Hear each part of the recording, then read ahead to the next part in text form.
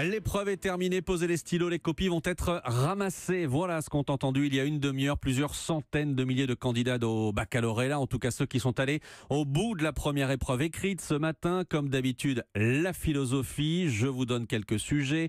La culture nous rend-elle plus humains? Toute vérité est-elle définitive? Ou encore, éprouver l'injustice, est-ce nécessaire pour savoir ce qui est juste? Virginie Salmen, vous êtes devant le lycée Rodin dans le 13e arrondissement de Paris. Virginie, on imagine d'ici les nœuds au cerveau et les feuilles de brouillon raturées.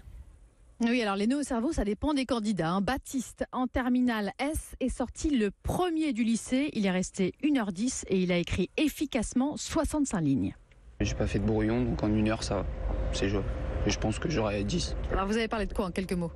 Des lois qui régissent les comportements de la société. C'était le texte de Mill, je sais pas, en anglais, je crois. Oui, c'est ça, John Stuart Mill. Alors Margot, elle aussi en S, a choisi le sujet sur le désir.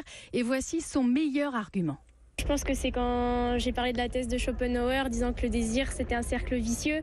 Donc j'ai insisté sur l'imperfection de l'humanité, en fait. Même choix, le désir pour Enzo, un scientifique lucide. En gros, parce qu'il faut quand même écrire plusieurs pages, j'ai écrit que le désir, c'était plus la marque de notre humanité et pas de l'imperfection. Après, en philo, il faut pas trancher trop vite, sinon on se grille les points directs. J'estime ma note à 6 sur 20. Ça veut dire que je vais devoir rattraper ça sur d'autres matières, mais je me fais pas de soucis pour le reste. J'ai quand même écrit 3 pages et j'ai pas dit n'importe quoi non plus. Et juste à côté, Mehdi et Simon, candidats au bac ES, débriefent leurs prestations. On a un peu les mêmes idées, sauf que lui, il a pas trop mis de philosophe. J'ai parlé d'Aristote, un peu de Descartes, donc ça va. En gros, j'ai dit qu'on pouvait trouver une œuvre d'art jolie sans pour autant être sensible à cette œuvre, tout ça. J'ai développé des idées, tout ça. Voilà, c'est le principal. Les candidats que j'ai interrogés au Noircy, entre 3 et 6 pages en moyenne. Prochaine étape, demain matin, l'histoire géo. Virginie Salmen en direct pour Europe Midi.